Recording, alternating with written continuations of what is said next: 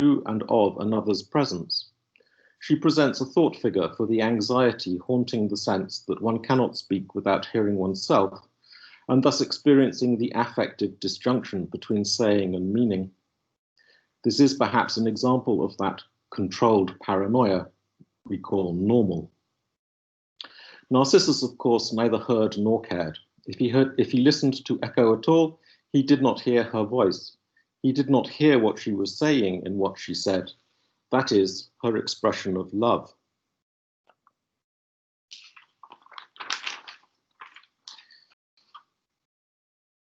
After all, understood that she was being listened to, although she was not heard. Those she addressed did not recognize themselves as implicated in and by their experience of her speech. The curse of the gods, again, gives a mythical expression to the curse of humanity, or at least the curse of academic disciplines.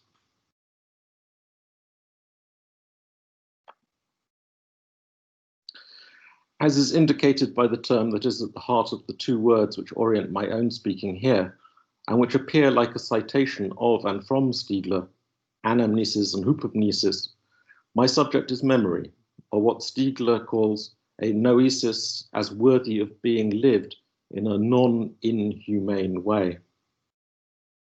Once again, not the least of what philosophy is, in its non-inhumane way, is its being remembered, where such words as anamnesis and hypomnesis are not simply terms of and for philology or paleography, but terms to think with and not just about.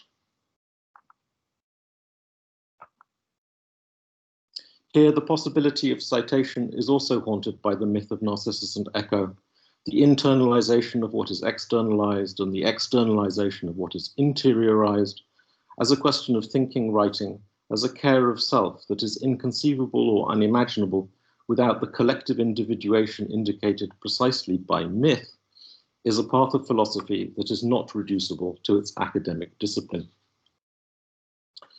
Despite their resonances with Plato, not to mention the Stoics, Derrida and Foucault, it seems that I am simply quoting Stiegler when I evoke these terms, anamnesis and hypomnesis, which of course I am, not just some specific occasion of their use, but in their conceptual resonance, recalling Stiegler's own thinking, citing them himself in his own dialogue with Platonic pharmacology. The relation of these terms, then, figures a philosophical question of mnemotechnics, which finds an echo, I propose, in the sense of an appeal to, quote, loving memory, as this is met with in cemeteries, here inscribed on gravestones, fashioned in the image of a book.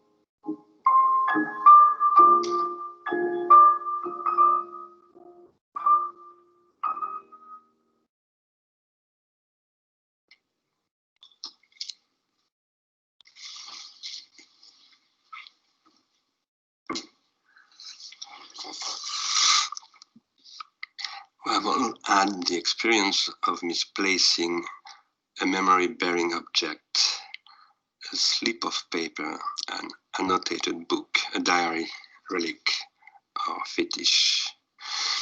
We discover then that a part of ourselves, like our memory, is outside of us. This material memory, that Hegel named objective, is partial, but it constitutes the most precious part of human memory. Therein, the totality of the works of spirit, in all guises and aspects, takes shape.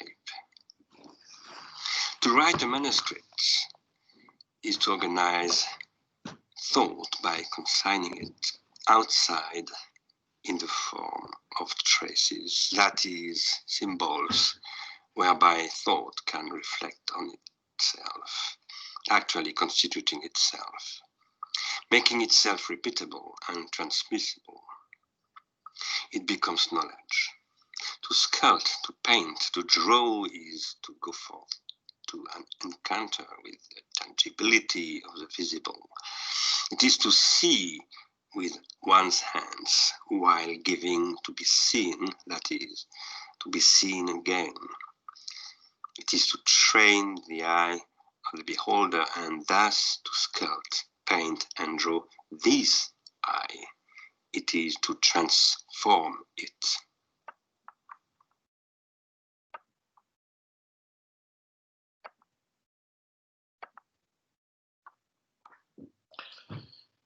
In contrast to the vaunted speed of so-called connection within digital telecommunication, the memory culture that can be called loved may be so slow in its medial transformations that it is inscribed in stone, distinct from silicon. Stone is a medium that links us to the mnemotechnics of the Paleolithic and Neolithic societies, about which we already heard from Gerald Moore, whose communications with the future endure to the present day, even if we do not now understand them. In these examples from the cemetery of our own lithic-based communication, the loss of memory, its encroaching illegibility, occurs at the speed by which mold grows, which also offers its own distinct aesthetic qualities.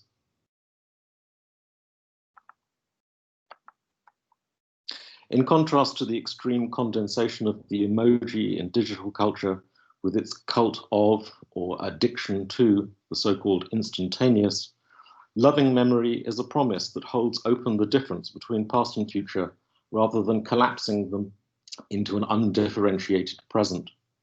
It evokes a commitment which, even if it is not in fact honored, is the opposite of the desire exploited by consumerism.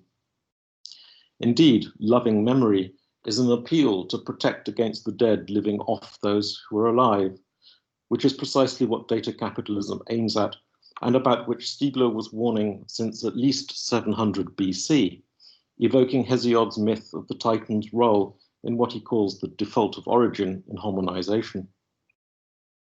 Given the waking dream of Thomas Edison, within which we all now live, the voices of the dead sound unerringly like those of the living. This was also the dream of Konstantin Radboud, who thought that if one could travel far enough out into space, at the speed of light beyond that of sound, one would be able to listen to those who are already long dead on Earth, as if they were still present. As with Radboud's experiments with what he called electronic voice phenomena, detected in terrestrial recordings, however, one would probably not be able to hear anything of such voices through the noise of time. And the detection of that is coming through now. The aspiration for a speed that would go beyond our present finitude obviates the need for those tertiary retentions that characterize human culture. Such a fantasy occludes the interplay of the speed of light with that of understanding in the work of reading. This interplay can be heard here on Earth in the reflexive sound of an hiatus, a breathing pause, in which the author reading his own text momentarily reflects on what he has just said, exposing the syncopated temporality of saying and thinking in the light of what is written. The meiotic process of speaking, hearing, like that of writing, reading, may be captured in discrete moments of hesitation, discrete not in the machinic sense of an indifferent technology, but precisely a registration of difference as it affects the appearance of flow or continuity in speaking, at least where this is not edited out of the recording, as would be conventional. Breaking the flow, as if somehow blemishing the technical image of speech in the recording, evokes the time of hearing oneself think in that of hearing oneself speak. Echoing in the momentary hesitation in the sound of the voice, this is what the industrialized demand of effective communication would erase. In a potentially meaningless play on words, this syncopation in and of hearing between saying and meaning is what I would call echophrasis.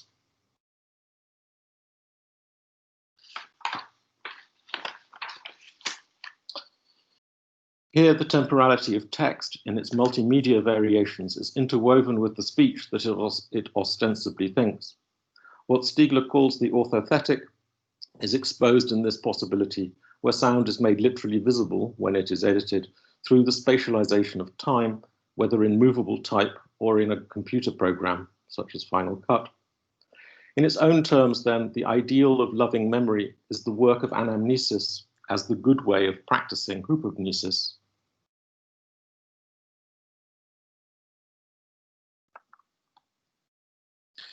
It is perhaps no accident that these, as Stiegler said in the previous quotation from one of the interviews with Elie During, it is perhaps no accident that these interviews are gathered under a title that displaces the question of philosophy as an academic discipline in favor of that of accident.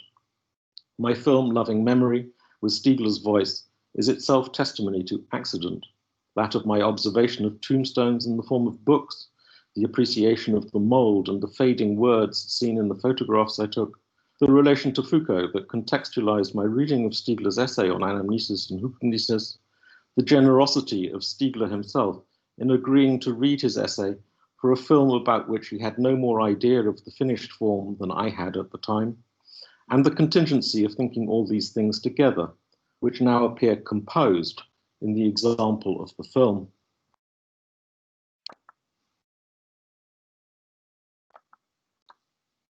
Nous avons tous fait l'expérience d'égarer un objet porteur de mémoire, bout de papier, livre à noter, agenda, relique, fétiche. Nous découvrons alors qu'une partie de nous-mêmes, et comme notre mémoire, est hors de nous.